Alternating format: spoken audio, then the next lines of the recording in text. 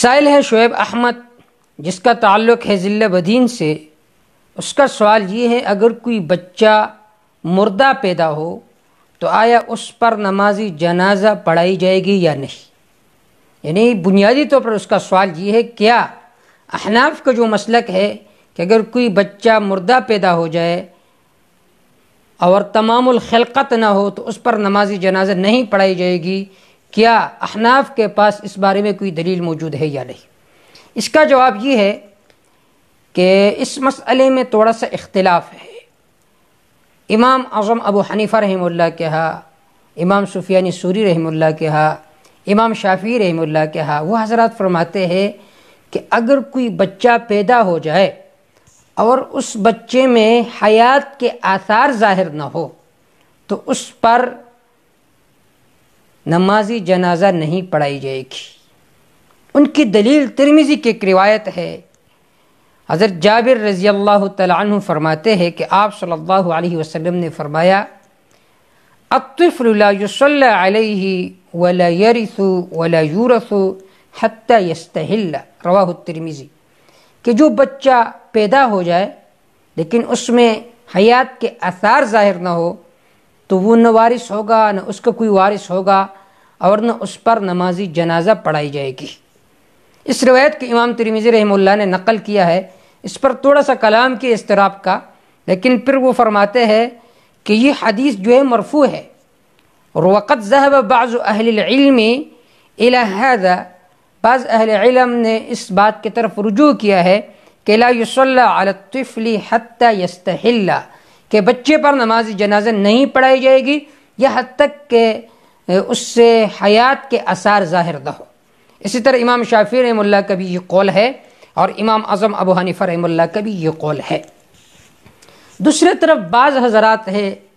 وہ فرماتے ہیں کہ بچہ چاہے تمام الخلقت ہو یا نہ ہو، چاہے حیات کے اثر ظاہر ہو یا نہ ہو، اس پر نماز جنازہ پڑھائی جائے گی۔ یہ بعض اہل علم کا بھی قول ہے، اور ان کے پاس اس بارے میں ایک دلیل موجود ہے،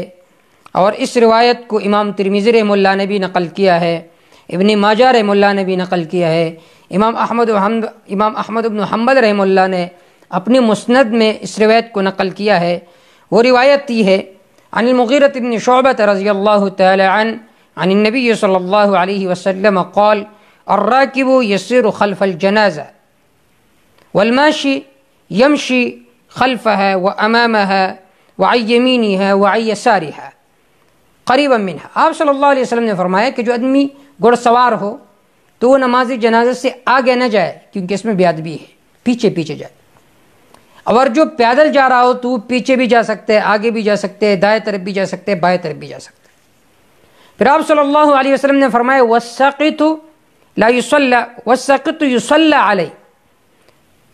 ويدعى لوالديه بالمغفرة والرحمة، کہ جو بچہ تمام الخلقت نہ ہو، مردہ پیدا ہو تو اس پر نماز جنازہ پڑھائی جائے گی۔ اب اگر کسی کے ذہن میں یہ سوال ہے کہ نماز جنازہ تو واسطہ مغفرت کی ہوتی ہے اور بچہ تو معصوم ہوتا ہے، تو اس کا جواب خود اس روایت میں موجود ہے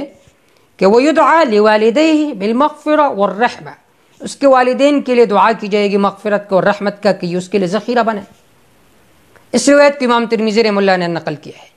اس وجہ سے بہت سارے اہل علم نے اس بات کی طرف ذہاب کیا ہے کہ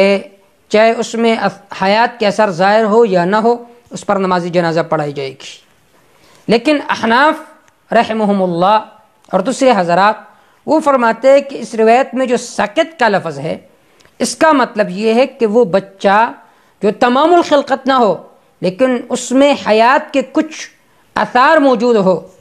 تو اس وجہ سے اس پر نماز جنازہ پڑھائی جائے گی۔ لیکن وہ حضرات فرماتے ہیں کہ نہیں، ابن قدامہ نے لکھا ہے، سکت کہتے ہیں السکت الولد تضعه المرأة میتا او لغیر تمام، کہ سکت اس بچے کو کہا جاتا ہے کہ جو تمام الخلقت نہ ہو یا وہ ایسا ہو کہ جو مردہ پیدا ہو، اسے سکت کہتے ہیں۔ تو جواب کا حاصل یہ ہے کہ عند الاحناف اور عند الشافعی اور امام سفیان ثوری رحمہ اللہ کے ہاں بچے پر جس میں حیات کے اثار ظاہر نہ ہو نماز جنازہ نہیں پڑھائی جائے گی، جابر رضی اللہ تعالیٰ عنہ کی روایت کی وجہ سے۔